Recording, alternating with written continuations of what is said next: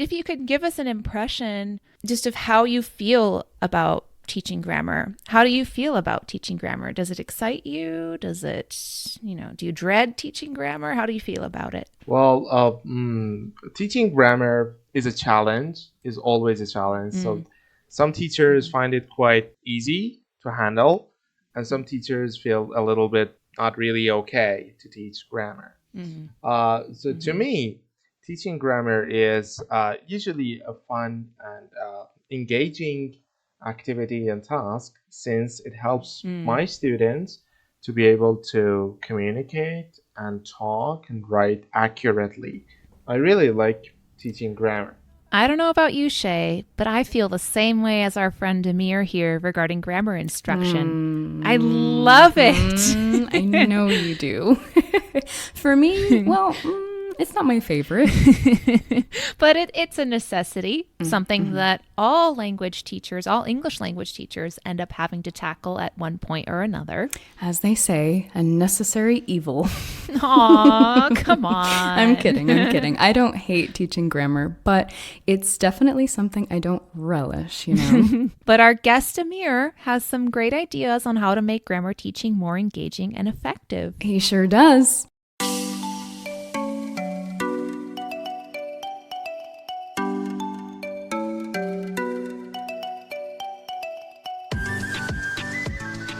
Hello, and welcome to the Teacher Think-Aloud podcast, a podcast for reflective practice for teachers of English around the world. I'm your co-host, Shey. And I'm Anna.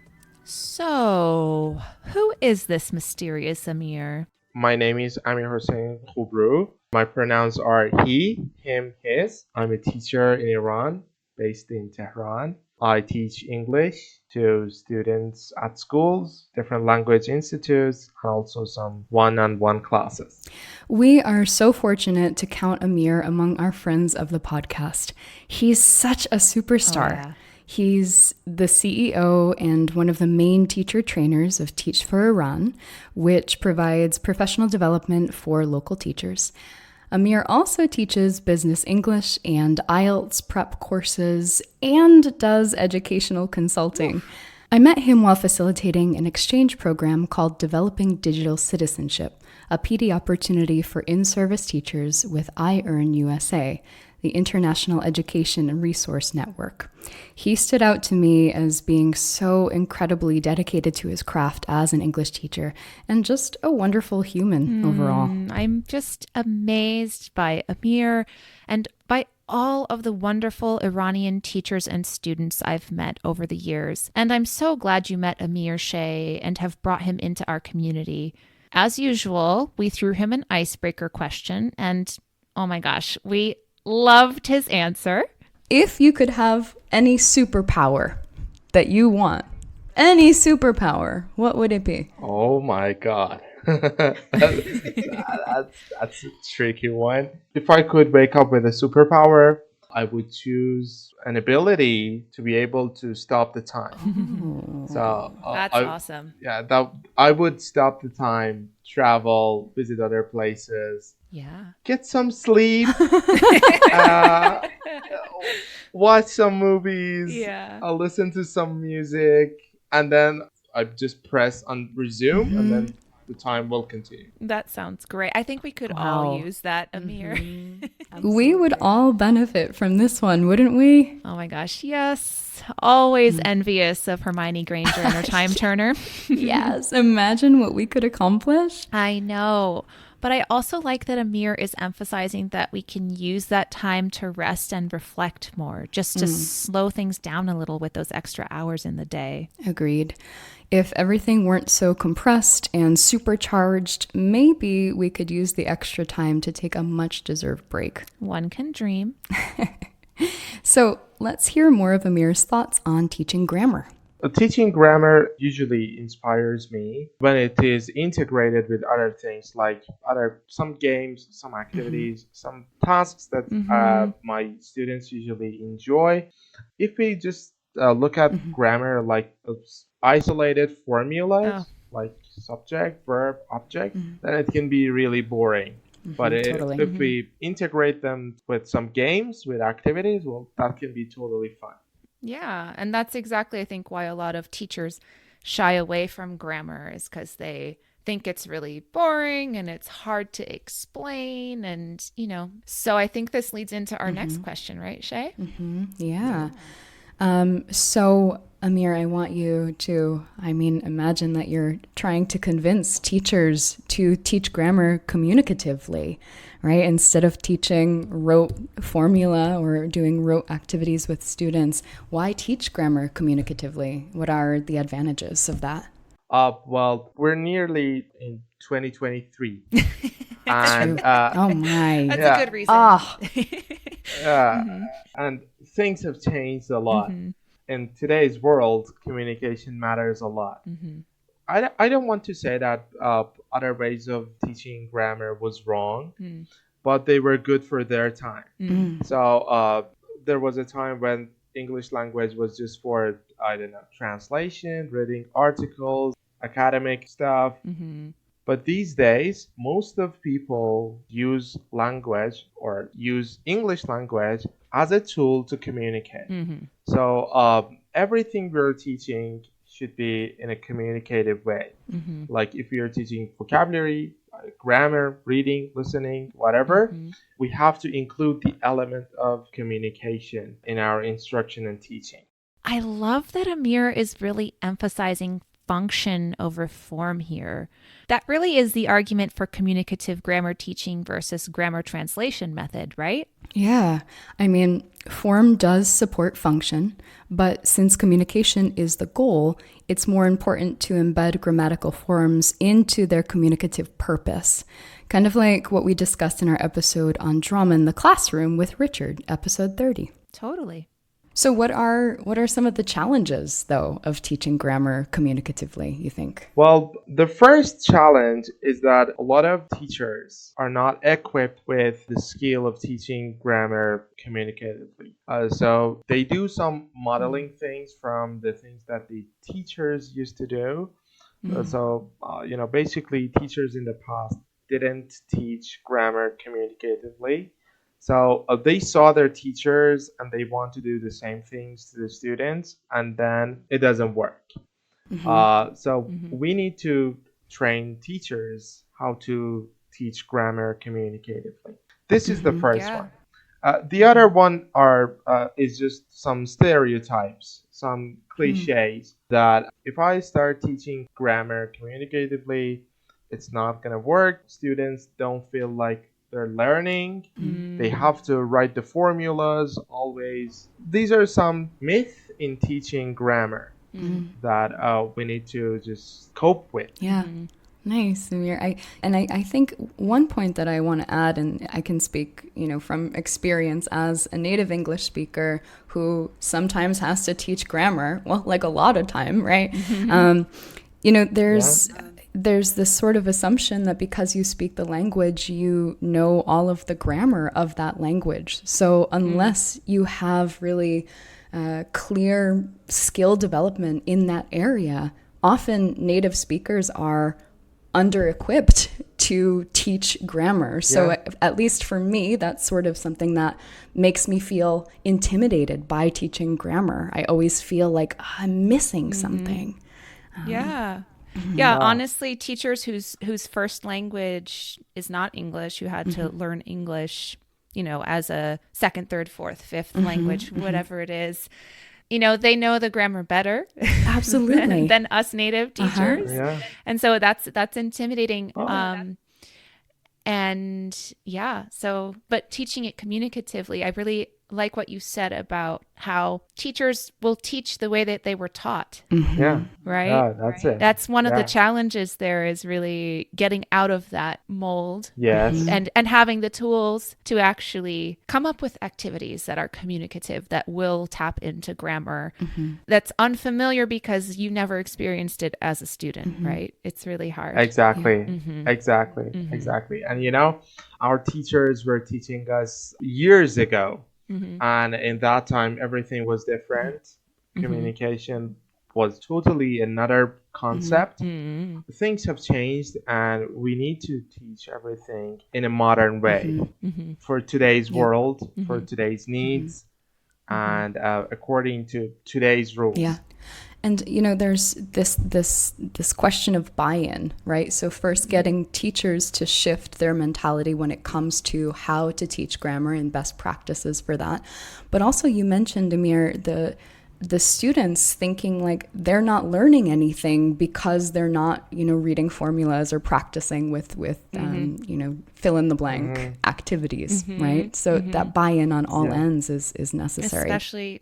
Especially for adults. I mean, adults, they're like, you're not teaching me grammar, we're playing a game. Yeah. But I mean, kids maybe are a little bit more, amenable to playing a game to learn grammar, but an adult might really question that, or some of the older learners, the teenagers even. Exactly. So, Well, things are a little bit different here. When we are teaching kids and usually teenagers, when their parents check their notebooks today, no grammar, then the student says, well, yes, we had a grammar lesson today.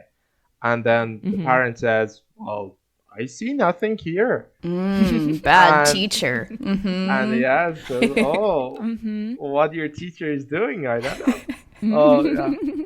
Yeah, but adult learners like to learn the formula, how the language works, so we can go for like meta-linguistic things. But for young learners and teenagers, well, no. Yeah, that's a really great point. So I guess on that note, we're still trying to move away from that and shift that perception and get everyone on board, change the culture around grammar. Exactly. But thinking more about kind of how to do it. How do you get students to grasp, to understand how grammar works without getting too technical, without resorting to that worksheet with the formula, without the meta language maybe? Yes. So for my classes, I usually practice two things. One of them is exposure. So they will have a lot of exposure to that target language. If I'm going to teach, I don't know, simple present, they will see simple present in a lot of different text, audio tracks, conversations, stories. So they're going to be exposed to that language a lot of time. And then the next thing which happens is noticing. After a while, when they are exposed to that target language, we start noticing how we describe our routines, our daily activities, using particular words. And then this is where teaching grammar starts. So we don't go for like isolated words at the beginning. They see the words and the structures a lot of times, and then teaching grammar will begin. This way, students feel comfortable because they have seen this type of language like hundreds of times before. And when you start telling them, okay, so we are going to describe our routine, they remember all those things that they were exposed to. And that's a tangible way to just digest the grammar.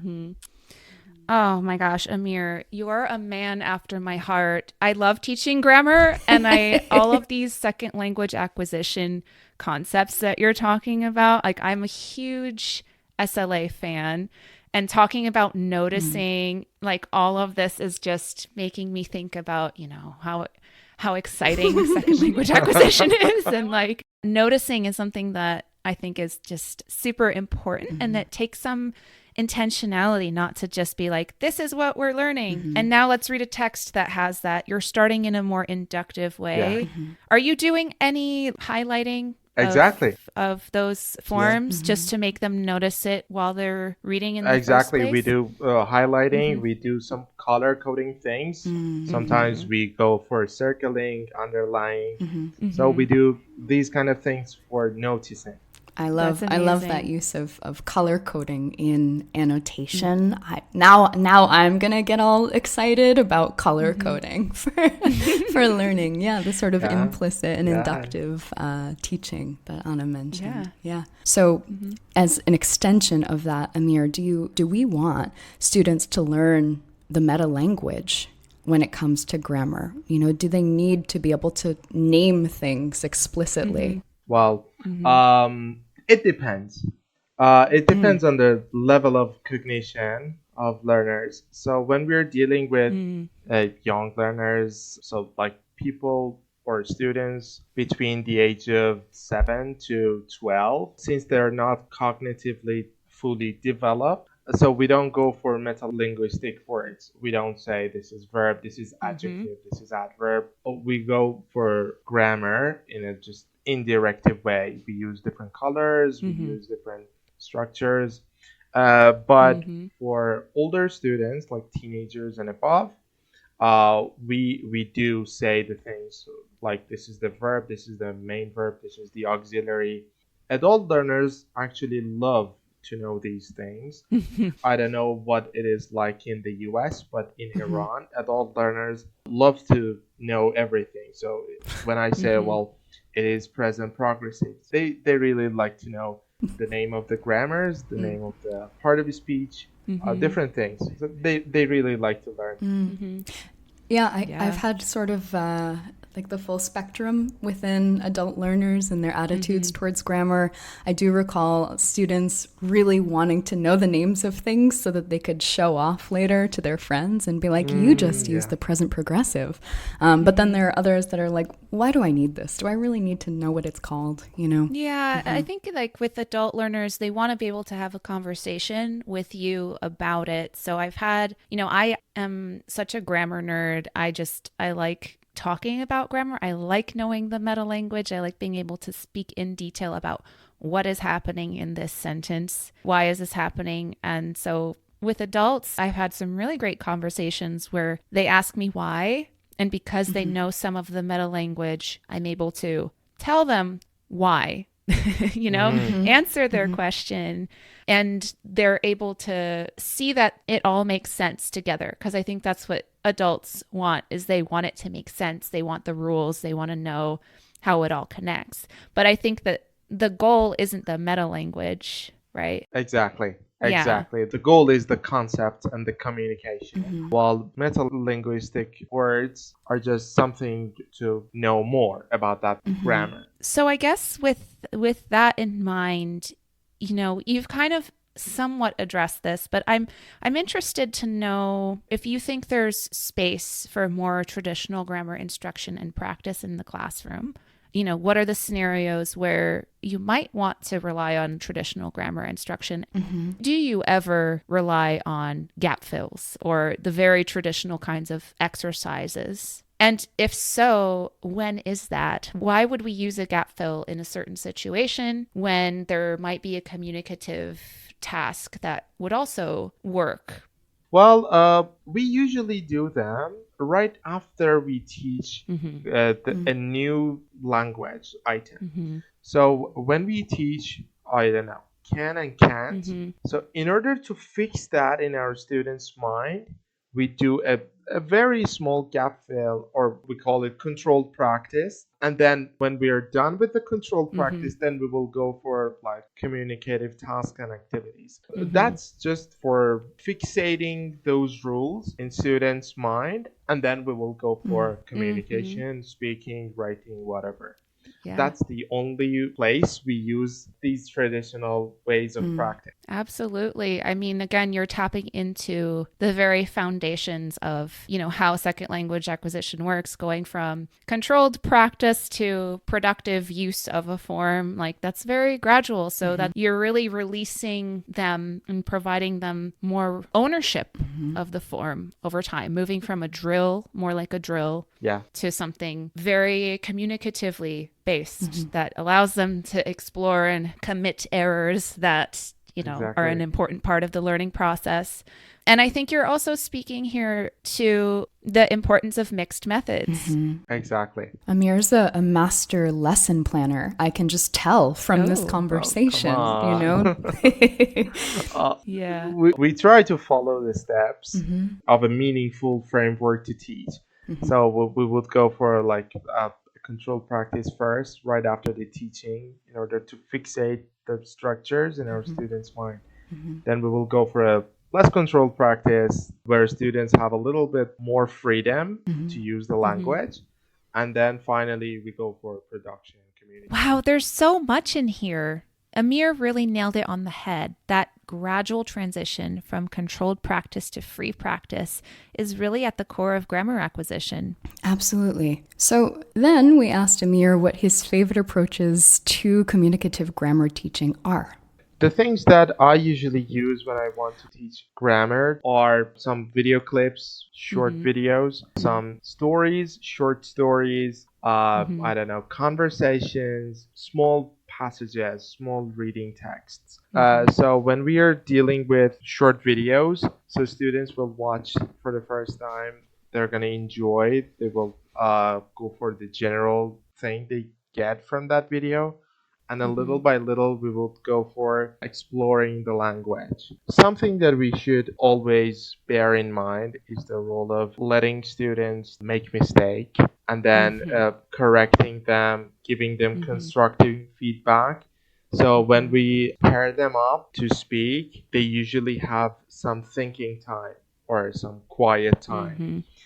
So in that time, they start planning what they want to say, what they want to share. And then when the pair work starts, they will have peer correction. They will correct each other. And then when they share to the whole class, the teacher will take note from the mistakes, errors, and then the teacher will give constructive feedback. The role of making mistakes and error is a vital thing here. It helps them to learn better, to get the language better, and to digest. I love his use of authentic texts here, written and spoken text, and that he's focusing on meaning first, not on form. And also his mention of the importance of pair work and error correction. Yes. Listeners, head back to some of our earliest episodes, episodes 4 and 5, for some perspectives on the importance of errors and approaches to correcting errors in CLT settings. He also touched upon one of my favorite topics. If the language item lets us, so we will usually integrate the grammar with culture, and then they would describe the things which is related to their own culture, their own background. Since Iranian people are from different backgrounds, we have Turk people, Kurd people, so Arab people. So people are different in Iran, so they have their own backgrounds, their own culture. So usually we can use that language item in order to ask students to talk about their own culture, their own tradition, their own holidays. Yeah, great. I love that integration of culture and identity in grammar teaching. You know, Shey always does. I do. Yeah, no, we have our set things that we get excited about for sure. But I love that for, well, so many reasons, you know, culture aside, but this idea of integrating, you know, the social and emotional aspect of teaching, right? Getting students to feel valued in the classroom. We're lowering their affective filters. We're getting them to buy into what it is that we're selling, right? And so I think, whenever we can incorporate that sort of sharing and this collective building of classroom culture, we're doing so many great things at once, not just teaching grammar, right? Yeah, that's it. Well, Shey, this conversation was such a treat. Amir is such an amiable person and such an expert on teaching grammar. He is. Listeners, we hope Amir has refreshed your perspective on teaching grammar and inspired you to teach communicatively. What are your thoughts on teaching grammar? Do you love it or hate it? What kinds of communicative grammar activities have you used? You can join the conversation on our various social media accounts. Email us via our contact form at teacherthinkaloud.com or comment via Twitter, Instagram, Facebook, or YouTube. We welcome your reflections, questions, and ideas. And also, as a reminder, we're still gathering listener contributions for our Friends of the Podcast episode, where we will integrate lots of different voices of our listeners from around the world. If you haven't already, check out the questions we posted on social media. You can contribute your answers by joining our Friends of the Podcast WhatsApp chat at bit.ly/pod_friends. We want to know who you are, where you are, what you do, your strengths and challenges, and something unique about your teaching context. And if WhatsApp isn't for you, You can also email us at teacherthinkaloud@gmail.com or write to us on social media. We're so eager to learn about you, members of this community of practice. Thanks so much for joining us on the Teacher Think Aloud podcast. And until next time, happy teaching and happy reflecting.